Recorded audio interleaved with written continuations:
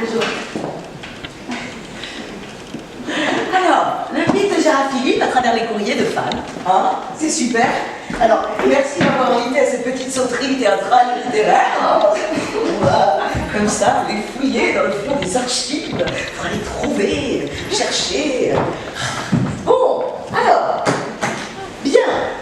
C'est simple, l'histoire commence en 1990. Alors, Anne-Marie Philippe perd sa mère, Anne Philippe, et lègue à la Cinémathèque le fonds des archives privées de Gérard. Alors, bon, voilà, dans le fin fond des archives, qu'est-ce qu'on trouve? On découvre un trésor enfoui. On découvre des courriers, 75 courriers, d'admirateurs, admiratrices, une sorte de fan club de Gérard Philippe. Gérard les reçoit tout au long de sa carrière. Et oui. Et puis, il en garde. Et puis, il les reçoit entre 42 et 59. 1900, 1952, 1959. Hein. C'est bon, se situe. Donc, le dossier intrigue, le dossier questionne, suscite l'intérêt. Bien sûr, les courriers sont à la fois soignés et parfois accompagnés de lettres, de cartes, de dessins. C'est merveilleux.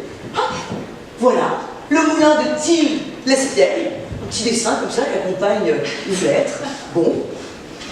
Alors, qu'est-ce qu'on a d'autre? Voilà. Alors, parfois aussi, les courriers sont accompagnés de choses étranges. Une crèche miniature. Alors, c'est Laurent Chavagnier, spectatrice assidue, hein, qui avait envoyé à Gérard Philippe des notes de spectacle sur l'organisation en avenue. Elle envoie à Noël, 1954, le 13 décembre, une crèche qu'elle a fabriquée avec des petits personnages, qui sont en fait les personnages que Gérard Philippe a joués le long de sa carrière. Je lis. Comme c'est bientôt Noël, je vous envoie une crèche tout à fait particulière que j'ai confectionnée à votre intention. Les santons qui la composent sont des personnages que vous avez incarnés au théâtre ou à l'écran. J'espère que vous ne vous fâcherez pas de mes modifications, souvent essentielles, que j'ai dû apporter à la personnalité de certains de vos doubles pour les faire cadrer avec un conte de Noël. Vous aurez sans doute du mal à vous reconnaître dans ces figurines naïvement dessinées. Pardonnez ma maladresse. L'essentiel est invisible pour les yeux. La réponse de Gérard Philippe, 4 jours plus tard, 17 décembre 1954. Je vous remercie pour votre attention, pour le classement sentimental et pourtant rigoureux de tous les personnages que j'ai pu jouer. Il m'arrive souvent de citer les notes sur l'organisation que vous m'aviez fait parvenir, comme un exemple de ce que l'acteur devrait avoir comme relation avec le public qui s'intéresse au théâtre. Laissez-moi vous souhaiter un bon Noël et une bonne année. Alors, ces courriers, qu'est-ce qu'on trouve? Des dessins, des crèches, mais on trouve aussi des cartes postales. Alors, on va essayer de déchiffrer. Heure, te chante Une musique une musique exquise, sur infini. ou infinie. Ou infini. Je t'envoie un baiser Base. à celui qui donne le soleil à la terre endormie, qui donne le soleil à une terre endormie. Daria, 26 décembre. des chiffres.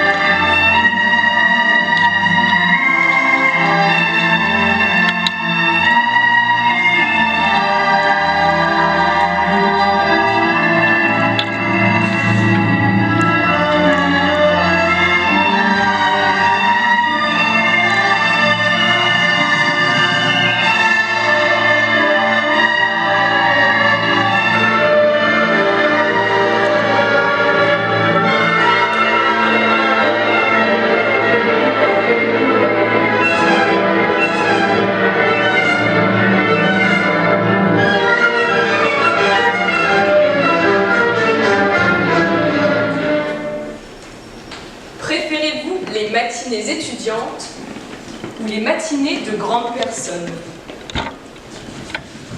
Le théâtre à Chaillot, c'est un art au service du peuple.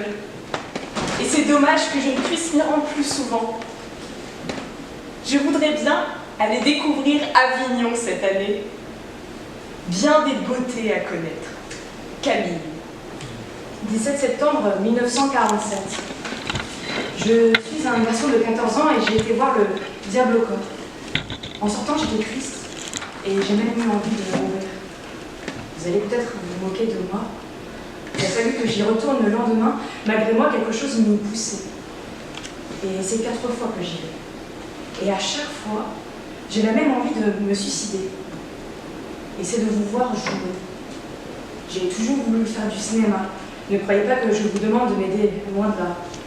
Et après vous avoir vu jouer aussi merveilleusement, vous avoir vu vivre avec tant de talent et de naturel, j'ai compris que je ne pourrais pas faire de cinéma. J'ai compris que je n'oserais jamais m'écrier comme vous le faites, devant toute une assistance, au milieu de tout un studio qui a les yeux sur vous. Bernard.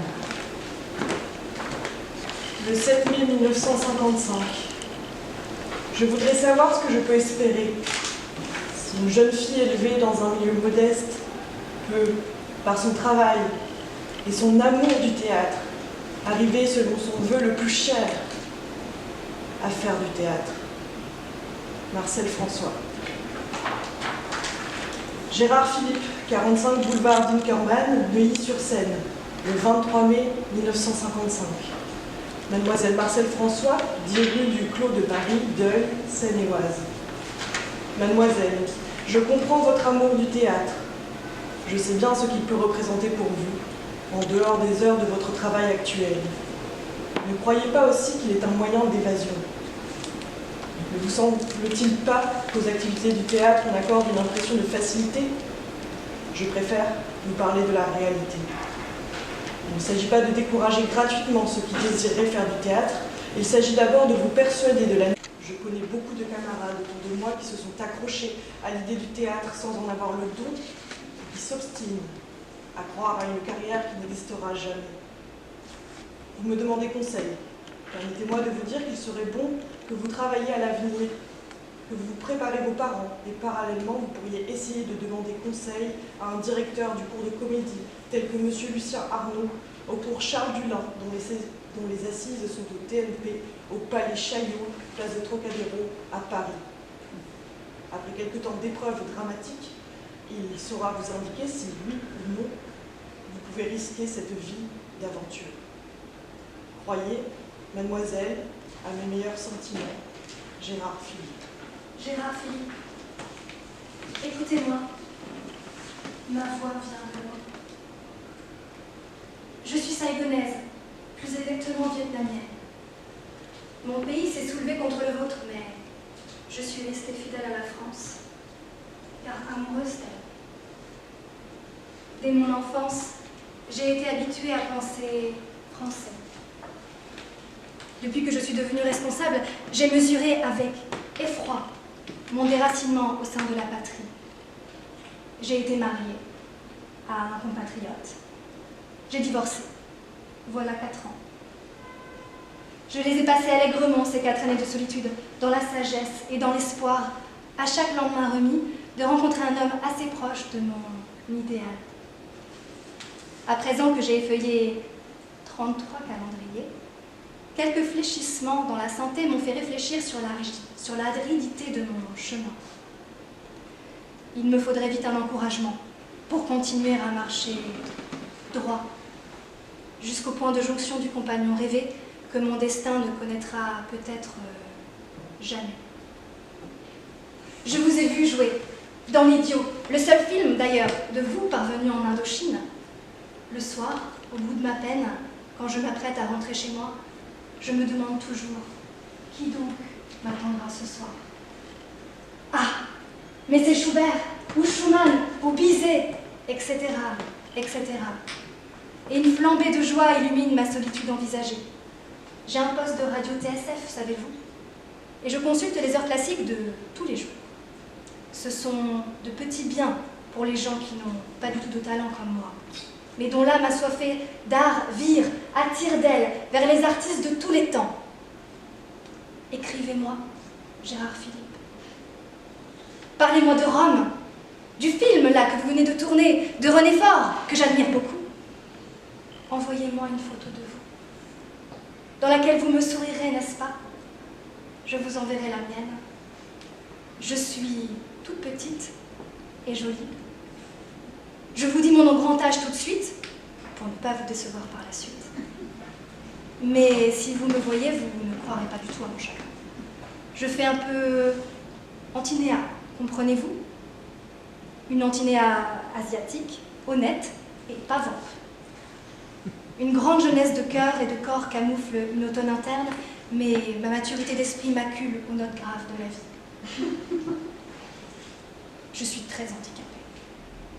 Écrivez-moi, j'ai besoin de vous. Madame Nguyen Thi Kiem, 23 septembre 1947, Saïgon, Indochine. Voilà presque 15 jours que je suis venue vous voir et je ne vous ai pas encore remercié.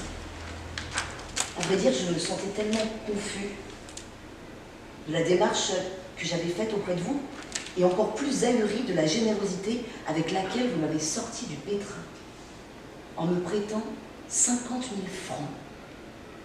Et je ne sais pas comment vous en dire ma reconnaissance. Vous comprenez, je ne suis pas venue vers vous parce que vous êtes l'acteur prestigieux, mais l'incarnation la plus riche de désirs mutilés. Ces raisons, je ne les ai comprises qu'après. Sur le moment, votre nom s'est imposé à moi, sans justification. PS, si vous ne voyez pas d'inconvénient à cette façon de procéder, je commencerai à vous rembourser dès la fin du mois prochain. Vous représentez pour moi l'acteur idéal. Puis, je vous ai vu dans Le Diable au corps et depuis ce jour, vous êtes pour moi plus encore que l'acteur idéal. Je vous ai tellement aimé dans ce film que je suis retournée le voir 1000 fois. Le 10 septembre 1947. Brusquement, mon regard croise le vôtre. Ce fut un éblouissement, une commotion plutôt, une révélation. Cette image même, qui je le sentais, avait toujours flotté, réelle mais imprécise dans tous mes rêves. Voilà qu'elle se précisait, qu'elle existait, qu'elle se fixait là, à tout jamais. Combien de temps suis-je restée crevée, bouleversée, le cœur en suspens, l'œil humide, je ne sais, je disais le nom. Gérard Philippe. Il y avait d'ailleurs 2 P à Monsieur Philippe. On a osé écorcher votre nom? Qu'on licencie le secrétaire de rédaction. Je le répétais péniblement, comme pour refaire entrer chaque syllabe dans mon esprit en déroute. Je cherchais le prénom. Gérard. Et je murmurais avec ferveur, Gérard. Gérard. Son petit nom à lui. Et Gérard. Gérard Philippe. Un regard. Un nom inconnu.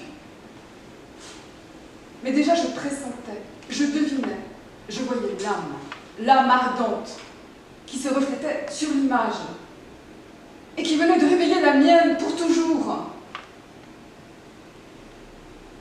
Monsieur, vous devez vous demander pourquoi je vous écris cela à vous. Je ne le sais même pas. Je suis folle. J'ai pensé un moment que vous alliez me comprendre, me parler, me consoler. Vous que je ne connais même pas. Et à qui j'ai osé écrire. Mais je voulais trop vous dire que je vous aime. Que je vous aime vous. Plus que le personnage de l'idiot que j'ai vu dans ce film où vous jouez. Gérard, pour tout le bonheur que vous voulez bien m'apporter, je vous aime. Pour tous les rêves, les illusions, les folies, je vous aime. Pour votre âme, pour votre voix, je vous aime. Et aussi un peu pour ce regard que j'ai croisé un jour, au hasard, sur le papier. Rien que sur le papier. Celle qui sera toujours votre amie la plus humble, la plus sincère et la plus dévouée. Janine Caminade, 112 rue Sidi El-Béchir, Tunis. Lors de la représentation de Lorenzaccio du 8 janvier, lorsque Lorenzo plante son flambeau quelques heures avant le crime, vous souvenez-vous peut-être que ce flambeau a vacillé et s'est penché lentement vers le plateau et a failli tomber. Le public a réagi et vous-même avez eu un geste. Je voudrais savoir alors ce qui s'est passé en vous en ces quelques secondes, car étant dans les premiers rangs, j'ai cru voir dans votre regard un instant d'inquiétude. Et cependant, vous n'êtes pas allé le redresser. Vous avez enchaîné. On aurait pu croire, sans cette lueur d'inquiétude, que c'était un effet voulu. Depuis dimanche, j'ai beaucoup réfléchi. Parfois, jusqu'à minuit, je réfléchissais encore. J'ai essayé de suivre vos conseils. Je suis arrivée à la conclusion suivante. Pour qui est-ce que je vis? Avant tout pour ma mère, qui est le seul être que j'adore. Et puis pour vous, que j'admire par-dessus tout. J'ai le monde dans lequel je vis. Pendant 14 ans, je l'ai supporté. Aujourd'hui que j'ai entrevu ce qu'aurait pu être ma vie et au-dessus de mes forces.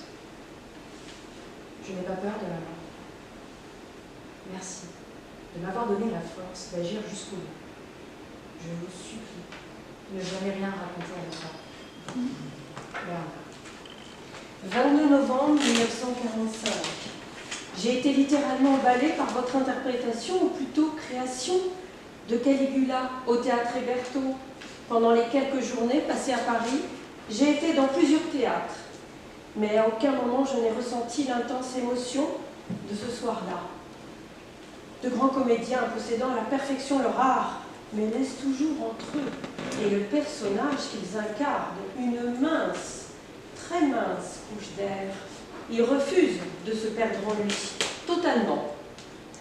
Ils veulent bien être X ou Y, mais ils ne veulent surtout pas qu'on oublie qu'ils sont avant tout eux-mêmes. Surtout, ils veulent que leur jeu soit conscient, que tout soit calculé par avance. Il fallait que l'idée devienne sentiment. C'est tout autre chose que j'ai trouvé chez une perte complète dans le héros. Il y avait là beaucoup plus qu'un simple jeu. On assistait à cette chose de plus en plus rare qu'un comédien renonçant totalement à être lui pour être l'autre. D'ailleurs, l'art ne commence-t-il pas par où finit la technique? Sa logique et son rêve séduisent dangereusement. Tant vous le faites extraordinairement près de nous. Tic de son visage, contraction de ses mains, réaction involontaire et surtout ce rire venant de très loin, gestes et attitudes. Et cette perpétuelle angoisse qui habite et qu'on lit dans son regard. La pensée de Caligula transpire dans tout cela peut-être, plus que dans les discours. Vous avez rendu possible sous nos yeux la philosophie de l'absurde. Vous êtes le Caligula de Camus, un Caligula qui n'a rien de romain, qui au contraire a tous les charmes de notre époque. Charme qui, quoique déprimant et stérile, n'en est pas moins des nourritures que nous aimons. Les rares instants où je quittais des yeux la scène, je sentais un public plus qu'attentif, même si l'existentialisme lui était la plus inconnue des choses. Il sentait qu'il y avait quelque chose qui dépassait les cadres d'un ordinaire délassement.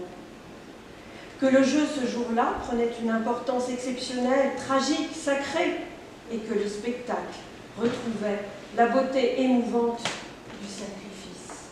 Excusez-moi de m'être laissé emporter par mon enthousiasme, mais l'inoubliable émotion de cette soirée, là-bas, en est la seule responsable.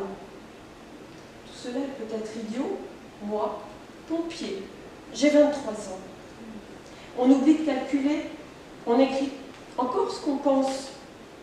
Recevez, monsieur, avec mes applaudissements, toutes mes amitiés. Gaston de Clermont-Ferrand. Postscriptum. Je n'ose espérer que votre travail vous laisse le loisir de me répondre. Une photo dédicacée me ferait plaisir, malgré tout grand plaisir. Cela est bien ridicule, penserez-vous.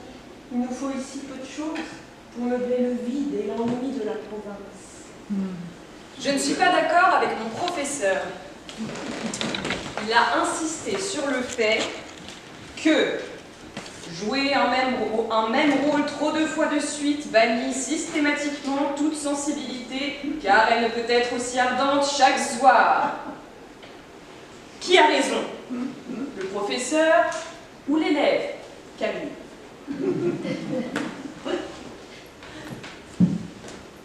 Excuse-moi de t'importuner, mais j'espère que tu me comprends. Mon physique et mon teint surtout ne me permettent pas de travailler facilement. Surtout vu l'état d'esprit qui existe en ce moment. Mohamed Ziani, 13 mai 1957.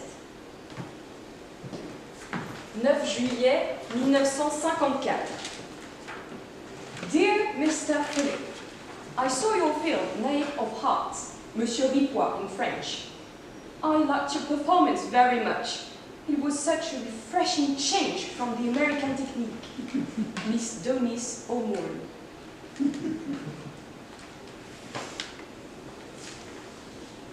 Ce doit être merveilleux d'être vraiment artiste. Vraiment artiste. Vraiment. Merveilleux d'être vraiment artiste. De vivre. Rien que pour cela. Rien que pour cela. De n'être que cela. Que cela. De créer. De créer. Créer. De créer et s'enivrer.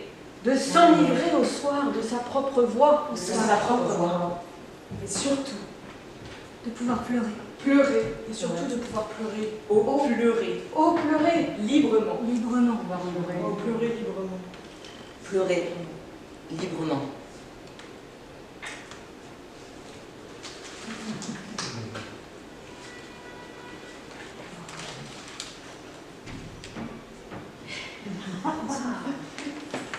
Dernière apparition de Gérard Philippe au théâtre, Père Vican, dans On ne badine pas avec l'amour de Musset. Il joue avec Suzanne Flon, Camille. Adieu Camille. Retourne à ton client. Et lorsqu'on fera de ces récits hideux qui t'ont empoisonné, réponds ce que je vais te dire. Tous les hommes sont menteurs, inconstants, faux, bavards, hypocrites, orgueilleux, lâches, méprisables et sensuels. Toutes les femmes sont perfides, artificieuses, vaniteuses, curieuses et dépravées. Le monde n'est que des coussins au fond, où les portes les plus informes rentrent efficaces sur des montagnes de force. Mais il y a en nous une chose sainte et sublime. C'est l'union de deux de ces êtres, si imparfaits et si affreux. On est souvent trompé en amour, souvent blessé et souvent malheureux. Mais en guerre. Et quand on est sur le port de Saint-Ouen, on se retourne pour regarder en arrière. On se dit, j'ai souffert souvent, je me suis trompé quelquefois, mais j'ai aimé. C'est moi qui ai vécu. Et non pas un être factice, créé par mon orgueil et mon envie.